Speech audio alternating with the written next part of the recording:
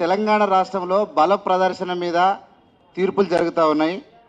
బాబాసాహెబ్ అంబేద్కర్ గారు నాలెడ్జ్తోని సబ్జెక్టుతోని దేశ అభివృద్ధి కోసం ఈ సమాజం ప్రపంచ దేశంలో ఈ అన్నగారిన సమాజాన్ని మీదికి తీసుకుపోవడానికి ఆయన చేసినటువంటి రచనలకు కూల్చే విధంగా మందకృష్ణ మంటలు రాజేస్తే ఆ మంటలకు భయపడ్డ రేవంత్ రెడ్డి చేస్తున్నటువంటి ఈ యొక్క అంటే భయపడ్డా కావాలని చేసినా ఆయన జీవితం ఆశయం అయిపోయింది. కానీ రాజ్యాంగానికి తూట్లు ఒడిచినటువంటి తీరు భారతదేశానికి మేల్కొల్పడానికి హైదరాబాదు ఒక వేదిక అయితే ఉన్నది.